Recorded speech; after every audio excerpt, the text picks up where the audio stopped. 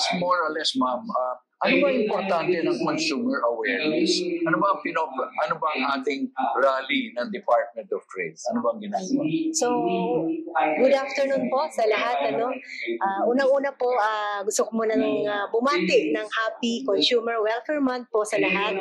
Kasi ngayon, buwan po ng October ay ipinagdiriwang po natin ang araw ng mga consumer, o buwan ng mga consumer.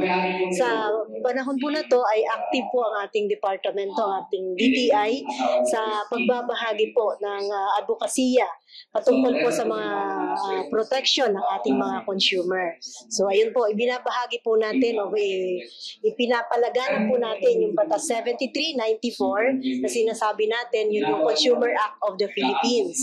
Okay, so yung Consumer Act, hindi lang natin sineselebrate every year. But again, October, November, December, dapat magkaroon ng awareness. Tama yes po ba? po, opo. Diba? All throughout the year po na active po ang aming department sa pagpapalaganap po ng 7394. So ano naman ano ba nangyayari sa ating mga consumer? Bakit ba tayo nagkaroon ng ganito? Ano ba ang reason? Kasi po, kadalasan po kasi, di ba may mga consumer complaint, maraming mga na-scam, maraming mga naliloko dahil sa mga mapanlil lang na mga klase ng pagnenegosyo. So doon po natin pinoproteksyonan yung ating mga consumers. Dahil po sa RA 7394, yung Consumer Act of the Philippines, kaya po, nandyan po siya para protektahan po tayong lahat ng mga consumers. Correct. So very important na sana naman huwag madala yung mga ating consumers na bumili kasi minsan sasabihin na yung bumili. Pero again, yung bang online at saka yung actual, ano ba nakikita nyo sa consumer? Anong mga pinapamukura ng mga consumer? Online ba or face-to-face? Yan ba ay covered pa rin ng RA natin, ng consumer? Yes. Ay, opo. Yung online kasi lumagana po yan nung COVID, di ba? Nung COVID time. Nauso po yung online. So ngayon po, mabanggit ko na lang din po, no, yung ating po DTI ay gumawa po ng sistema, yung Trustmark, para po yung magkaroon po ng trust in between the business and consumer na buying online. Yan po, meron po tayong Trustmark. Bakit ba nagkaroon ng ganitong Trustmark? Bakit? Anong reason? Yun po, para magkaroon na po, para ma-establish po natin yung tiwala nung ating, kasi para magkaroon po ng mga legit na online seller na tinatawag. Okay. So, you said legitimate. Yes po. In other words, hindi yung mga minsan bibili ka, akala mo, kahit biniyaran mo na online, biglang hindi darating or fake pala. Iba siya. Diba? Minsan ba to? Oo nga, tama yun. Minsan ba to, minsan hindi na magpapakita or fake. Diba? Yes, Yung mga sir. importante. Iba yung ano. So, ano ang progress natin? Tayo ba ay nagkakaroon ng more awareness, ma'am? Yes po. Very po. May progress na ba tayo? Yes naman po. Nagiging aware na po ang mga consumer ngayon ano ang mga dapat na platform na kailangan nilang i-visit kapag online yung kanilang pamamaraan ng pagbili, online shopping po. So, yan po. Yun ang mga kagaya nun. Meron kayong mga award. Ano ba yung mga bagways, yung mga award na binibigay nyo? Ang Bagwis Award po. Every consumer welfare binibigyan po namin ng pagkilala yung aming mga establishmento na minomonitor po na nakakasunod sa ating mga batas. Wala silang mga paglabag, kaya na-announce po namin yan para doon po ipatronize po ng ating mga consumer. Yung mga tindahan na yan na may mga bagwis, award. So ang role ng ating DTI every minomonitor nyo ba para ating kumbaga may consistent monitoring? Yes po. Tapos na-assess po namin, i-evaluate po namin ang isang tindahan kung qualified ba sila maging bagwis, kung compliant ba sila sa mga fair trade laws na ipinapatupad, i-implement ng DTI. So kung halimbawa ako isang isang negosyante at gusto ko mag-apply o maging compliant, meron ba kayong mga tutorial, meron kang training, mga ganyan, para maging may mga guidelines kayong binibigay?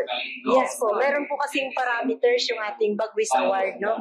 So ine-educate mo namin sila, kung pasado sila doon, ina-assess namin, bibigyan namin ng mga requirements, i-comply po nila doon po mag-start yung ating. So last question, siguro ito bang mga products na ito ay limited lang sa local?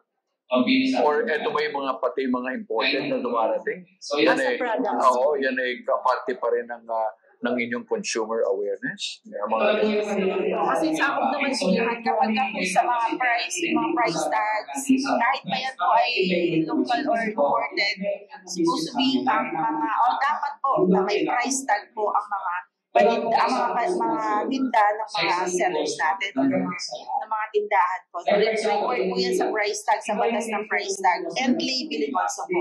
So, dapat lahat ng mga ano bang produkto, klaseng label ang dapat? tulad po ng mga imported products, baka mamaya hindi natin alam kung ano bang produkto yun, walang mga nakalagay na label. Paano yung may mga products ako nakikita, mga foreign language, may mga Chinese companies. Sa batas po natin ng labeling, dapat po may translation po yan sa English na dapat nalalaman, naiintindihan po ng bawat Pilipino. Yun po ay isa sa requirement ng batas ng label. Oo, kasi di ba may nabibili ako, minsan sabi ko, minsan ano ko pa sa Google, no? Para Yes, sir. translate. Translate mo pa. Buti yung translate mo, mga pan-translate Oo, na-translate. But anyway, ano mga final reminders nyo sa mga consumers, lalo na kung nakikinig, nanonood sa atin sa Manila Times? Ano ba mga reminders na pwede nyo ibigay? Ayun po, sabi nga natin, lagi po ang aming tagline ay a well-informed consumer is the best protected consumer. Dapat po lahat tayo nagbabasa, ano ba yung ating mga karapatan, mga responsibilidad bilang mamimili. Yan po ay protection po natin. Alamin din natin yung mga batas patungkol po sa consumers. So, kayo ma'am, ano ba ang mga advice? Yan po, no. Katulad ng sinabi ni Ma'am Tess, may mga may mga karapatan tayo. Meron din tayo mga responsibility. At isa doon yung maging mapanuri tayo sa mga bibilihin nating mga produkto. Hindi yung bili lang tayo ng bili tapos di natin tinitingnan, expired na pala po yung mga binibili natin or may damage pala may defect pala yung product na binili natin. Dapat isa sa mga responsibility natin ay maging mapanuri tayo dun sa mga produktong bibili natin. So last thing, minsan kasi nahihirapan yung mga consumer, may mga kausap ko, ako mismo meron din. Nakukompare ko yung reaction ng refund or replacement sa abroad.